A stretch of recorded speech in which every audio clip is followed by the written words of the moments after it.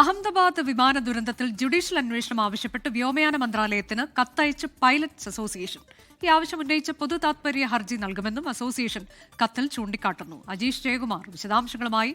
അജീഷ്, നിലവിൽ ഈ കത്തിൽ അതിന്റെ ഒരു പശ്ചാത്തലം, അതുമായി ബന്ധപ്പെട്ട ചില ആശയക്കുഴപ്പങ്ങൾ തുടക്കത്തിൽ ഉണ്ടായിരുന്നത് നമുക്കറിയാം. ഇപ്പോൾ കത്തിൽ ആവശ്യപ്പെടുന്നത് എന്താണ് പൈലറ്റ്സ് അസോസിയേഷൻ?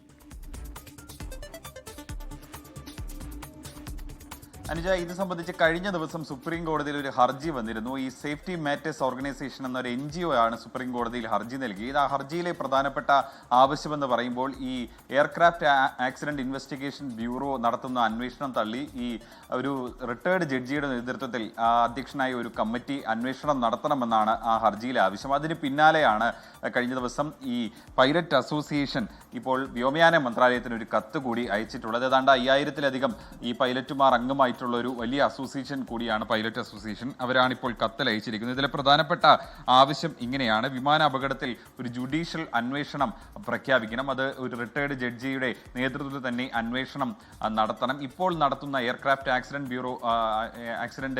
ബ്യൂറോ നടത്തുന്ന അന്വേഷണം അതിലെ ചില വിവരങ്ങൾ പുറത്തു വന്നത് അത് ഗുരുതരമാണ് എന്ന് അസോസിയേഷൻ ആരോപിക്കുന്നുണ്ട്. നിലവിൽ 5-അംഗ കമ്മിറ്റിയാണ് ഇതിലുള്ളത്. DGCയുടെ അംഗങ്ങളുമുണ്ട്, അതല്ലാതെ വിദഗ്ധരടക്കമുള്ളവരുണ്ട്. ഇത് കൂടാതെ തന്നെ പ്രത്യേകം ഈ വിഷയത്തിൽ വിദഗ്ധരായിട്ടുള്ളവരെ കൂടി ഉൾപ്പെടുത്തിക്കൊണ്ട് ഈ ഒരു റിട്ടയർഡ് ജഡ്ജിയുടെ നേതൃത്വത്തിൽ ഒരു അന്വേഷണം പ്രഖ്യാപിക്കണമെന്നാണ് ആവശ്യം. എന്തായാലും അടുത്ത ആഴ്ച തന്നെ സുപ്രീം കോടതി ഇത് സംബന്ധിച്ച് ഒരു പൊതു താൽപര്യ ഹർജിയും ഈ അസോസിയേഷൻ നൽകുമെന്നാണ് ഈ കത്തിൽ ആവശ്യപ്പെടുന്നത്.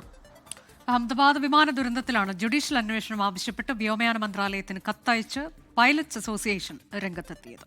ലോകത്തെവിടെയായാലും ഏത് സമയത്തും 24 വാർത്തകളും ഓഗ്മെന്റഡ് റിയാലിറ്റി പാക്കേജുകളും എക്സ്പ്ലെയിനറുകളും വിശദമായി കാണാൻ ഞങ്ങളുടെ YouTube ചാനൽ നിങ്ങൾക്ക് സബ്സ്ക്രൈബ് ചെയ്യാം.